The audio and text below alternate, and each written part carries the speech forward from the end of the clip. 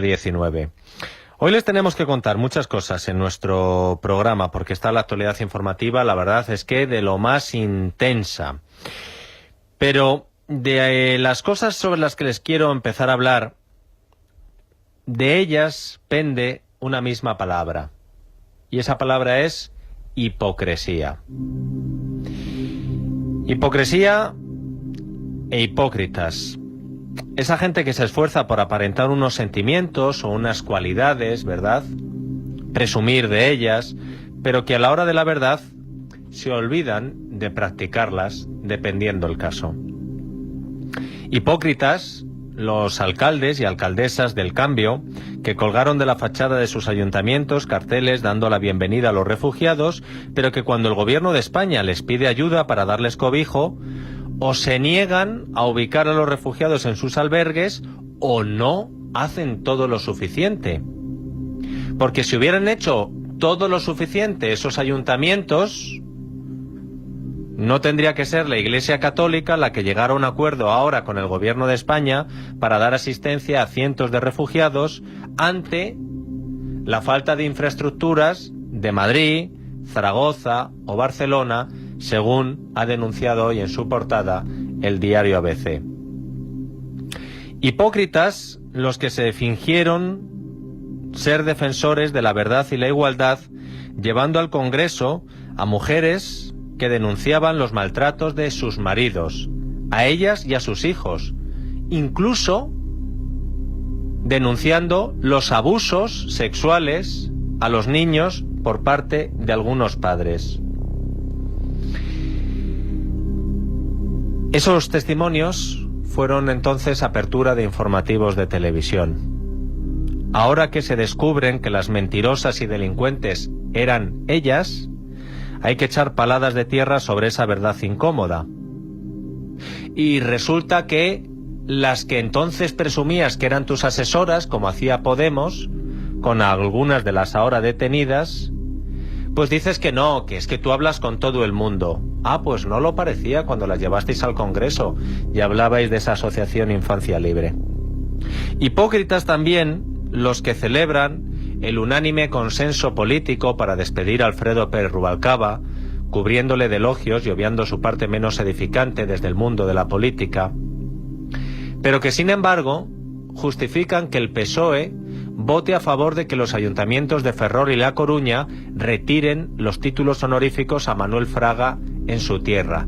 Eso ahora con los votos del PSOE.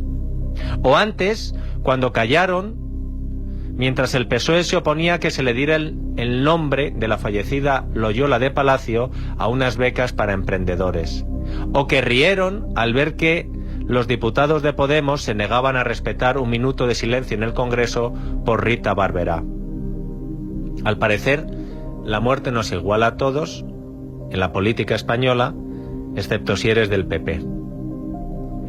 E hipócritas también los que se llenan la boca defendiendo a los homosexuales, pero miran a otro lado para no denunciar que en los países donde mandan los suyos o donde mandan los que a ellos les gustan, la gente es arrastrada, golpeada y detenida solamente por tener una orientación sexual diferente. No sé si saben que ayer se celebró una marcha para reivindicar la diversidad sexual y denunciar la homofobia y la transfobia. Fue en Cuba. Y la marcha había sido prohibida por la dictadura cubana, bajo la excusa, y abro comillas, de que las nuevas tensiones en el contexto internacional afectan de manera directa al país y tienen impactos tangibles e intangibles en el normal desenvolvimiento de la vida cotidiana. Pero pese a la prohibición castrista, un grupo de valientes cubanos llevó a cabo esa marcha para defender la diversidad también en Cuba. ¿Y qué pasó? Pues que la marcha fue reprimida de forma abrupta por la policía del régimen, con la detención de varias personas, entre ellas 3 periodistas. Le hemos preguntado a Rubén López, que es el coordinador de Asuntos Internacionales de la Federación Estatal de LGTBI aquí en España por este asunto y por el posicionamiento político respecto de la represión de esta marcha. Escuchen lo que nos ha dicho aquí en Es la Tarde. Pues lamentable, es una decisión homófoba, LGTBófoba del gobierno cubano, y creemos que, bueno, cercenan las libertades del colectivo LGTB, han prohibido una manifestación, y además cuando la manifestación, que al final se hizo espontánea, quería ir hacia el malecón, se detuvo a las personas y se vieron situaciones lamentables de gente detenida y gente que tuvo que acudir que se la llevó la policía, con lo cual pues nuestra mayor condena ante estas decisiones antidemocráticas y LGTBófobas del gobierno cubano. Esperemos que los políticos puedan condenar, como han condenado en otras ocasiones en otros sitios, porque es una acción lamentable, y esperemos la condena de todos los líderes españoles, no los de la izquierda. Para nosotros no es cuestión de izquierdas o derechas, hay que proteger al colectivo LGTB siempre, y esta es una acción condenable y lo deben condenar desde el partido más a la derecha al partido más a la izquierda. A nosotros nos parece mal que se quiera blanquear cualquier tipo de régimen, y nos parece mal que ocurran acciones de LGTB-fobia en cualquier sitio, en cualquier país, independientemente de que sea un país que pueda ser más favorable comunicativamente a la izquierda o más favorable comunicativamente a la derecha. Hay que disgregar esto. El coordinador de la Federación Estatal, el coordinador de Asuntos Internacionales de esta coordinadora, de esta Federación Estatal de Lesbianas, Gays y Transexuales, condenaba lo que ha pasado en Cuba, y preguntado por esta cuestión decía que no era cuestión de izquierdas o de derechas y que había que disgregar esto porque todos deben condenar. El problema es que cuando esto sucede en algunos países, no todos condenan, y en ese no todos siempre están los de un mismo lado político. Tony Cantó, de Ciudadanos, en Twitter: el Partido Comunista de Cuba prohíbe la marcha de orgullo gay porque puede ser usada por fuerzas extranjeras para su propia agenda. El comunismo tan homófobo como siempre. El silencio de sus socios en España tan largo como hasta ahora. Rosa Díez, que le ha recordado a Miquel Iceta que si es presidente del Senado lo será con los votos de los amigos españoles de ese régimen que persigue y reprime a los gays en Cuba. ¿O es que si te apalean los de izquierdas no duele?, le preguntaba Rosa Díez a Miquel Iceta.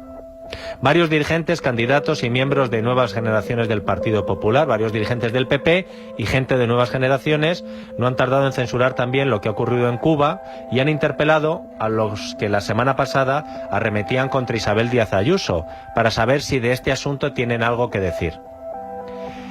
Desde Vox, Germán Terç escribía lo siguiente en Twitter: ¿han visto la bárbara represión a los homosexuales por parte del régimen comunista? Sí, es terrible. ¿Han visto ya la convocatoria de protesta de las asociaciones LGTB, Podemos, Izquierda Unida y el PSOE ante la Embajada de Cuba en el Paseo de La Habana de Madrid? Yo tampoco, escribía Germán. De Pablo Iglesias y Alberto Garzón ya hemos estado mirando hasta última hora su cuenta de Twitter y no hemos escuchado nada tampoco en otras entrevistas. No tengo noticia de que hayan criticado a Cuba por la represión de los gays. Y eso que ambos líderes están muy pendientes de lo que pasa en la política internacional. Respecto a las asociaciones LGTB, yo en este caso no generalizaría. Porque quiero que escuchen a Guillermo Rodríguez, que es portavoz de Colegas, colectivo de gays y lesbianas, explicando a preguntas de Es la Tarde, de Es Radio, lo que llevan sufriendo los homosexuales en la Cuba de Fidel Castro y el icónico Che Guevara. Lo que sucedió en Cuba es la continuación de lo que ha pasado desde que llegó la revolución a Cuba.